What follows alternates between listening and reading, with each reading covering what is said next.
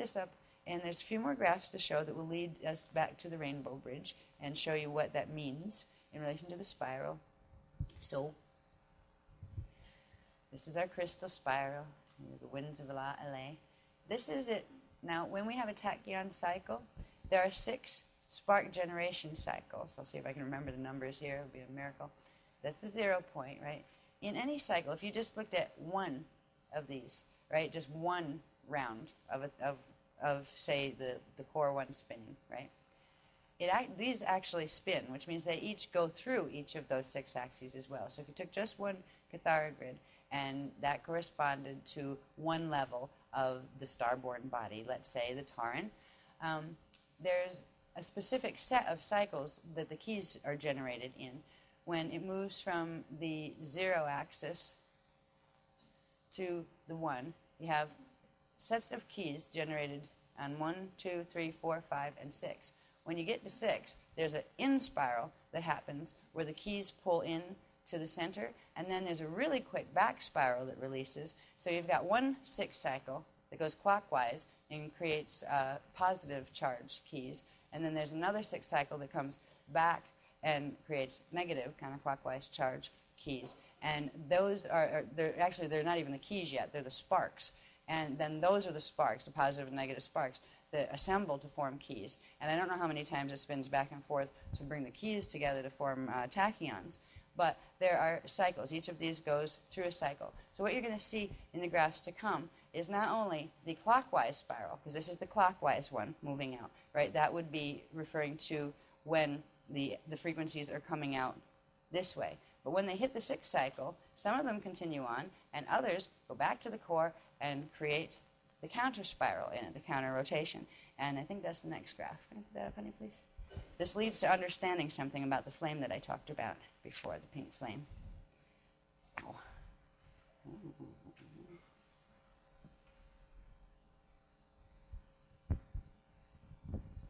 Now, it's the same diagram with the counter spiral put in as well. The counter spiral goes counterclockwise from 0 point. So whereas we had the 0 line here, right, and the clockwise spiral would spiral out from 0 to 1 to 2, 3, 4, 5, 6. And then it's a Tharo and Anthalon. I'll just call them Hetharo and Hethalon cycles. Just take off the H, right? I'm used to saying it that way. And this is the clockwise one. And then there's one arch that goes down in here and actually creates another one, goes back to the 0 in the core, then comes back out counterclockwise, where this is where you see on these diagrams it says axis positive 7, right? That's the 7th axis in the clockwise one. It's the first one in the negatives. So you have a set of negative numbers that go that way, that increase going that way. And you get the counter spiral going from 0 to its 1, 2, 3. The 4s line up, which I'm sure means something, but I don't know what yet. The 5, 6, and 7 counterclockwise, and then the 8th, and then they come back over here. All right. So there's these cycles that form. Now that would be just the big spirals. These are the little spirals that come off, those winds of La LA that come off each of them. So the clockwise one has its set of little La LA spirals that come this way. And then there's the other set of them that go with the counterclockwise one that go off this way. Now these become important because at a certain point of key generation, and we've just gone through this with the Taran, and we'll next go through it with the dyad cycle, is, I'll show you in a minute, there's I think 2 more in the sequence. Another one, please.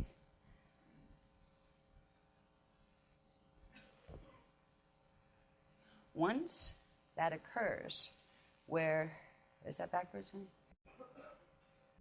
Yes, it is. Thank you. Lotus flame. Right. This is the 0 axis. And remember, this shape from those 2 spirals was over here, right? Was running this axis. The 8 point was there, right? It's there.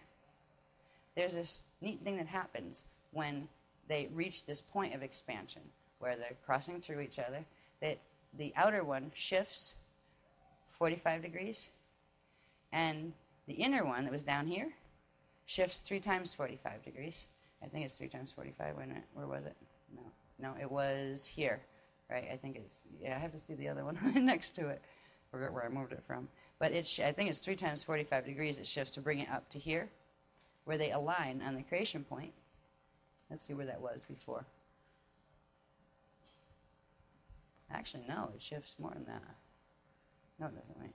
1, 2, 3. Yeah, it shifts 3. Can you move that one out of the way and put this one back for a minute? I have to count my shifts. It's 3, isn't it? 1, 2. I can't see it with the mouse scribbled up on top of each other that way. Yeah. So this one that's here ends up going 1, 2, 3. Yeah. It shifts 3 times 45, and this one shifts 45. And when they shift, they turn into that, which is what is called the flame of Rashala. And flame of Rashala is interesting. Let's look at it. Now we see how it formed through the tachyon cycles, through the spirals, and their interaction, and then at a certain level of interaction where they cross through at the 8 point, the whole thing shifts, and it creates the flame effect. Let's see it without all the lines running through it and see what shape we've got there. Should be that next, yeah.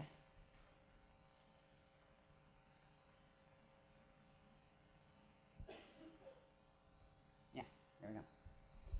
This is basically called the flame of ascension. It has pink, this is the pink band. And it's interesting because it grows. These are the parts that actually go into etheric level, where this is the shape, the solid outlines, right? That's the shape of the one you just saw. But it actually flares and creates an etheric flare effect, where this level creates this bit. That would be the silver, the pale silver one. This level that went this way expands out and creates this bit. That would be the pale gold one. And then this level that was here expands out from here and becomes the pale pink one. And inside, the core flame has another set of 3. These correspond to those 3 metal balls, the silver, the gold, and the celestite, or the celestaline metal balls, once they ignite and turn into flames. There's a lot more to learn about the structures of this, but there's something neat that happens with this, with your body. This is the pale blue one that matches, that's the celestite color flame. It's in the center. That's the flame we've been using. We now have a small one at the Azrae. When we also have a small one beginning, and I have to find out where in the field exactly is the larger counterpart to that level of the Taran in the Azrae, because there's larger light balls. Like as far as the planetary system goes, we're in the planetary shield. The planetary light balls are much bigger, so they would end up somewhere in our auric fields, or at least running through our body and extending into our auric fields. So there are counterparts to the little tiny ones that are forming inside the Azrae. Can we see the next one, please? It's just a brief reminder of these spark this into activation progressively. I mean, once you spark that core flame, these progressively clear and come into activation. And now that we're getting out of the Metatronic bond that's floating through the planetary grids on the golden meanie spiral, the activation levels will progressively activate with it each level of the crystal body. So right now on the Tarnic level, we have activated this crystal body level. And again, this is the Chariot of Fire thing that in Cathara 2 and 3 we've been taught about, and the beginnings of the activations of. So next one, please. Now, yeah. I do believe we've just done this level. So I think this is what's happening in the auric field right now. And it corresponds to the Taran. There will be one for the dyad, one for the myad, one for the monad, et cetera, et cetera. It's going to be huge. It's going to be one of those where you have to live like that little dot in the center is a person, right? Right? The Cathara grids are like that when we did the echo maps of the God World gates as well. But what's really neat about this is, and these are the ones that we had to get to the end of so you could see what's building in the field. This is a much bigger and more intense flame than simply the Amareya flame that could get you to the Eka core. This is the full harmonic core flame that allows you to starfire, that allows you to ride the light fantastic, as they say, ride the crystal spiral. And what it does is it starts like this, and it continues from there with activations, and eventually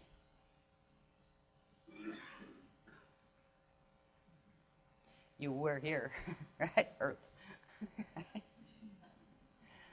Right? This is where that last diagram was, where we've now activated the flame. At a certain point in the activations, this chamber opens, and it is your ascension tube, your ascension chamber. And as light, you pass through it, and then remanifest in the flame. And you can travel all over the place, including through starfire in that configuration. So they call it the flame is the Rashalay body, is the flame that activates the Rashalay body, but it is the Rashala flame of Rashala, they call it. And it is the flame that starts inside of the diamond door. So it's like going even closer to creation point. There's going to be a lot more we learn about this, I'm sure. But at least we got this far, and you see how it built up through the spirals. This is why it's much better to have a crystal spiral than a Metatronic spiral, because Metatronic spirals can't do that. You know? So I wanted you to know that this is what we're building. This is what the key activations and the tachyon cycles are building for us. They are creating the thing that opens the ascension chamber, where you go fully into the flame body capable of starfire. It is the starfire flame. And that was kind of exciting. I was thrilled when they showed me that. Oh, look, it looks like an Akasha. Yeah, and now it shifts. Just what? Oh, cool. Right? They're sitting up there trying to get this stuff done really fast. Now, back to more normal things. More down to earthly things. Oh, yeah. Remember, this is a diagram of the Akasha, our universal Akasha system, or let's call it cosmic Akasha, because these are universes. We have our 4 Vecca quadrants, which are universal Gathara grid structures, Stargate structures. These are the basic spheres that are running they'd be the rayon field that run from the 1 to the 12 point. Now, these balls here, they're on center and it's hard to tell which ones are and which ones aren't, but the ones that run the vertical staff would be the natural positions, and these would be the natural light body cells that we would be activating as we go through these activations. However, if you see these weird little offset ones that are like not in the right place, right? One's on this axis, one's on this axis. These are this one's the Wisadrak, and this one is the Wisadak black hole system. Now, our Vecca has been over here. It has rotated to this position over here, and it's next. What it should be doing is next rotating this way. It's not going to make it that way. It can't rotate anymore because the graviton has broken its staff connection, and that means the staff will reverse in its polarity and its spin. And this is why we're saying it is a falling system at this point. You can't stop it from falling at that point. But what you can do is pull what can ride, and that's what we're doing with the spirals. We're activating the frequencies that will allow the hub cluster gates through those things I showed you before that had this with all the white lines going across, where you had the Polarian interface gates here and the Ark of the Covenant interface gates here. We will be able to pull through what's still viable grids through these activations, things that can hold the base pulse rhythm of either the rainbow spiral or the full crystal spiral. Will be able to pull out of fall, and I'll show you what that means in terms of the spirals they'll be following in relation to the Vecca. But basically, this is tilted at this point. It's tilted like that. When we go to Shasta, we're going to try to link the Shasta connection that connects into here where the Tellus gate is. We're going to try to link a part of that into the gate systems that will be able to at least do the rainbow spiral. And hopefully that will be successful, because there'll be more people that will be able to get into the rainbow region if they can. Because eventually what this is going to do is the threshold grid is actually going to start it. It's going to try to drag it back this way, and then at some point whip it down through where it turns upside down and spirals down in to there. And there's nothing you can do about that, but at that point, that this is why starfire needs to occur, why it's been triggered into activation, because when something gets that bad, the whole thing will go down if they're not separated. That's why it's important to separate the shields now and separate the tar and light seeds, because if they're not separated, we just take a ride down a black hole and stay there, and that's not an option for people who care about staying eternal. And I'm one of those, so I'm teaching this stuff, and that's probably why we're all here. So I just wanted you to see what this is. Now, there is a diagram that follows that it's hard to see it. I can't wait to be able to do these in color on a computer where I might be able to see them a little better. This is the state that's in right now. Okay, yeah. What used to be there is now running over here.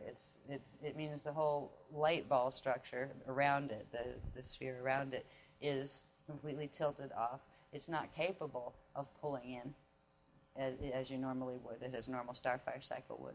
So that's why we have to rely on the Polarian gate system and the Ark of the Covenant gate system to create the host to pull us in to starfire capacity. Next one, please.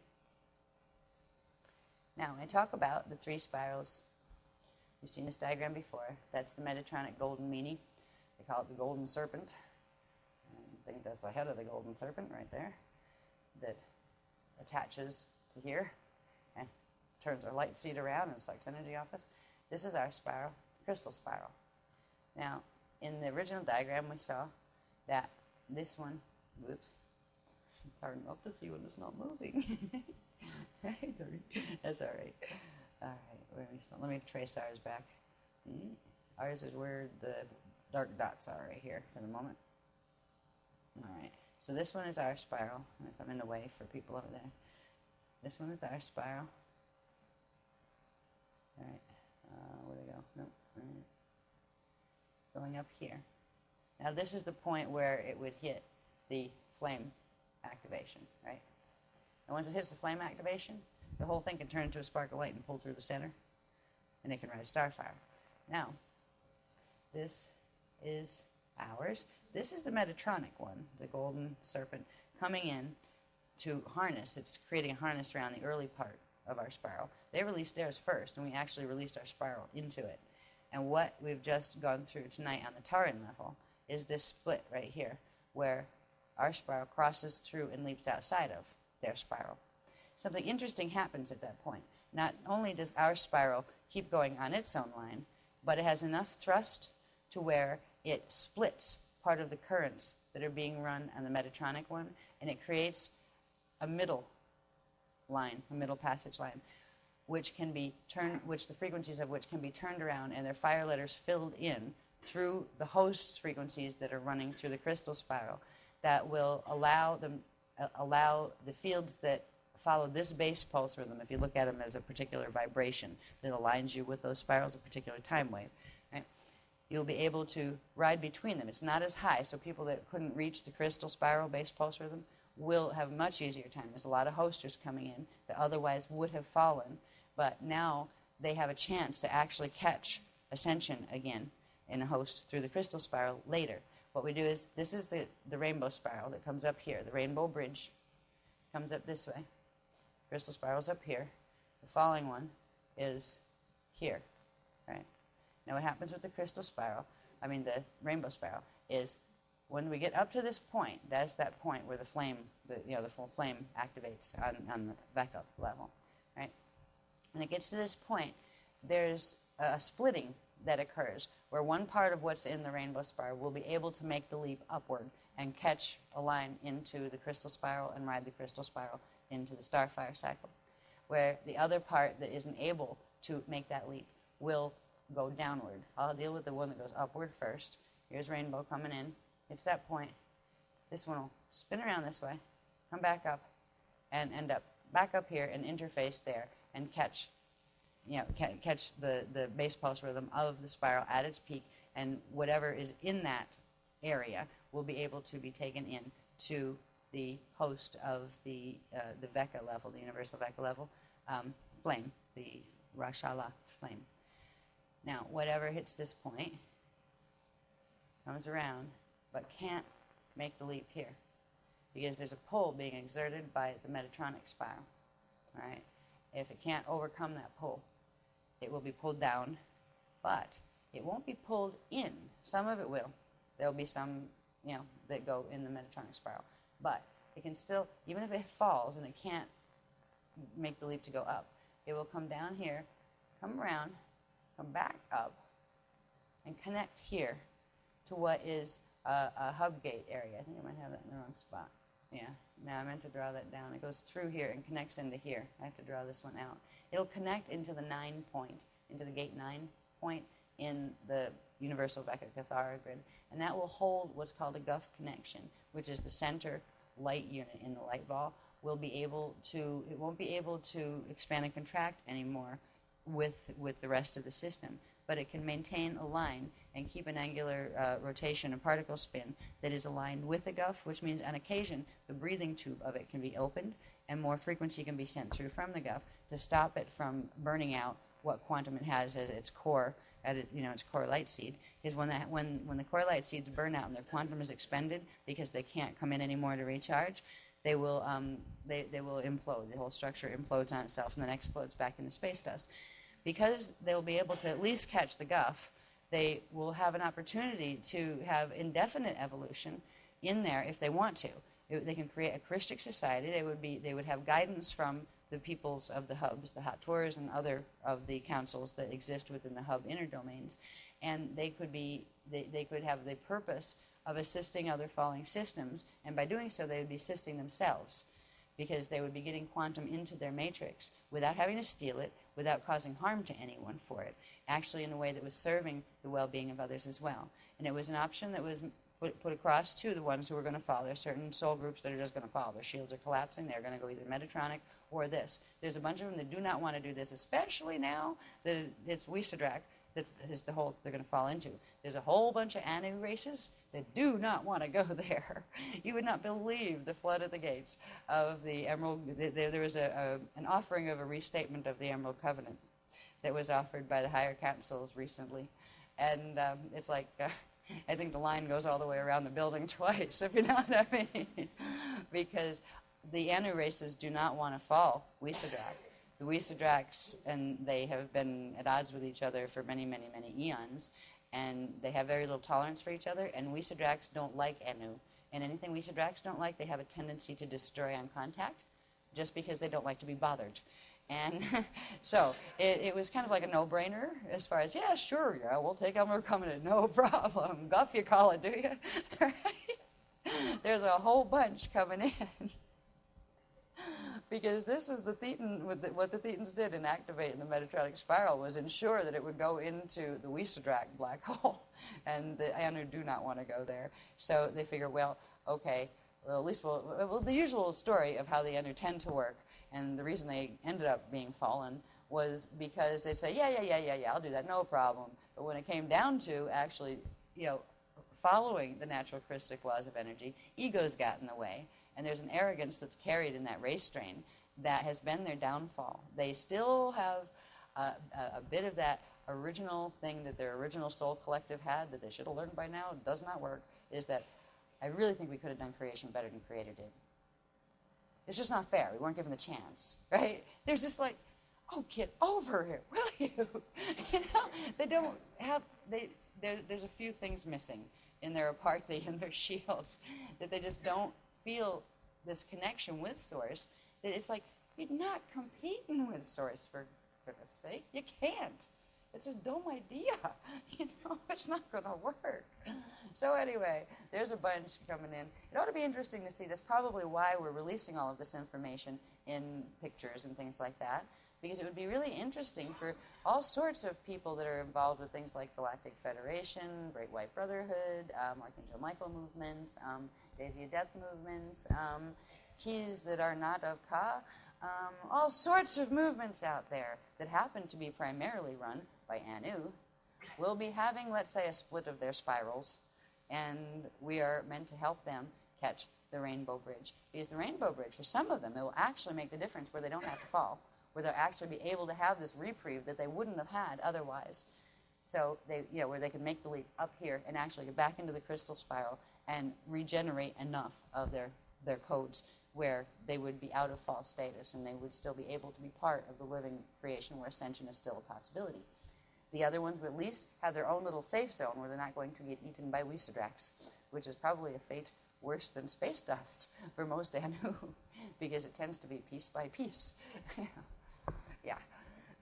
So that is the Rainbow Bridge, and that is the Rainbow Region. And it is actually a reality field that takes... what is in that reality field is funny, because this is on a universal Vecca level as well, but the part that would correspond to our planet would be a part of the Earth shield that if you took all of the arc hub cluster gates that all look like monads, right, with the arc gate in the center, and you folded each one of them up into one ball, and then you put all the 12 together into a bigger monadic configuration, and then folded them all up into one ball. If you took an imprint of all of the geographical regions that were in each of those zones, catchment zones, of those spheres, you would have some really interesting new lands to look at. That is what it will look like. There will be what they call a new Earth, and it's funny because it was predicted in Revelations. There will be a new Earth. It is the rebirthing of Eartha, and it's not just Eartha; it's the entire Vecca system when it comes back on the other end of Starfire, because with Starfire everything will inhale, but then it will exhale again back into creation, but in its pristine form. So anything of the antichristic stuff, the beast matrix will be gone. You just won't have that there anymore, and we get a chance to start over, and that's really good. So right now it's kind of like, if you're at this workshop, you can probably feel pretty good that you're going to minimum go rainbow, if not go full crystal spiral to begin with. What's nice is there's a lot of people out there that don't even want to know about this work. They can't stand us. That's okay.